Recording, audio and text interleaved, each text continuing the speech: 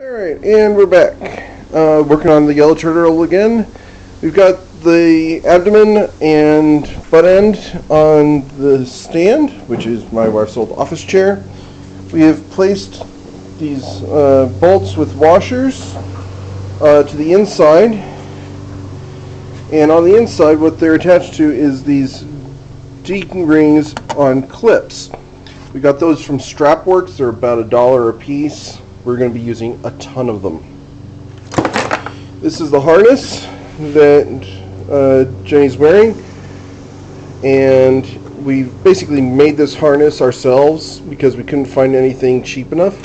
This is actually a back brace. In here there's a tool belt, and I custom made a few straps with clips. The clips I got over at Home Depot, they're about 99 cents each, 50 cents each. There's an adjustment ring here that you double the strap through, kind of like on the seatbelt on a shopping cart. And to do the clip there, it's a simple box stitch on sewing machine. Found out how to do that kind of thing from a tutorial on YouTube involving the harness for going sailboating. So that guide was really helpful. Not sure if I can find it again, but they were really instructive of how to do the box stitches, how to join them to the clips, how to attach everything to a harness, and this harness can then be adjusted so that it's the correct height for the costume. We had a problem. We did our first walk test yesterday and it failed, which is why we left ourselves a lot of time. Our design on the posts here is fine. The problem that we had is as the costume was walking, the leg would torque over like this. Now, we had that simulator where we had the straps holding it in place so it wouldn't twist. What happened was the Velcro was too weak, and the Velcro band itself actually stretched, and that allowed the entire leg to torque over.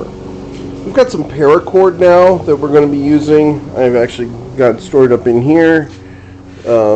This is really strong stuff. We're going to be using that to limit the travel that the leg does.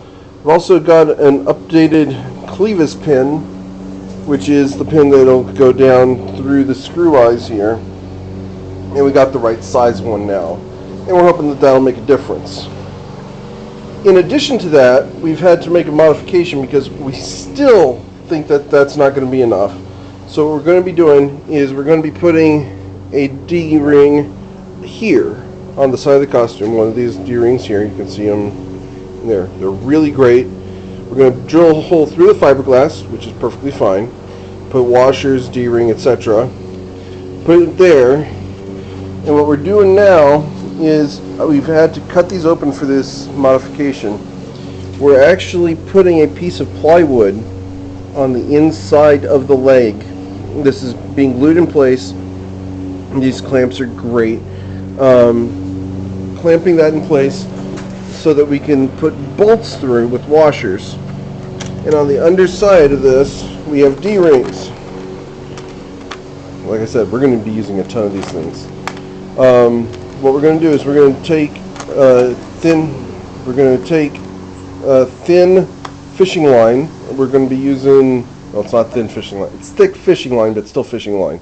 It's 80-pound test fishing line, and we're going to run a line from here and here up to the top corner of the costume so that it actually holds the weight of the leg up. That way it's not just resting on the clevis pin and the straps at the bottom there, but we actually have a support going from the top of the leg all the way up to the top of the cod piece here. We're hoping that'll make a difference in the torquing. When we were doing the walk test, Jenny was able to hold up the leg, and it then worked perfectly fine. So this is how we came up with this idea to do that. We did dent the top of this. I had it upside down and I bumped into it. So this caved in. Fortunately, we've got that access panel underneath, So I just reached up and popped it back out. Doing these trimmings, we had to use the Dremel, and because we had Bondo on here, these actually broke off. They'll be fine. What we're going to be doing is we're going to be super gluing them back on and then Bondoing it over. Shouldn't be able to tell it was even done. But before we do that, we're going to be putting a D-clip here on the side. And the reason we're going to do that is we figured that we can actually get the costume to fit inside the magical box by strapping the legs to the side of the costume, basically unhinging the joint here, allowing the legs to go into what we're going to call travel mode, which will allow Jenny to get through doors, up access ramps, etc., because we want to limit the width of the costume. However, once we're in a convention center and ready to take pictures, etc., you unstrap the leg from the side of the costume, put the clevis pin in, do the strap that torques it as tight as it can go, which is real easy. I'll show that in a later video when we're attaching the legs. And away you go. And that's what we're doing on the legs. The helmet, we've actually fiberglassed the helmet. The inner edge here has fiberglass wrapped around it.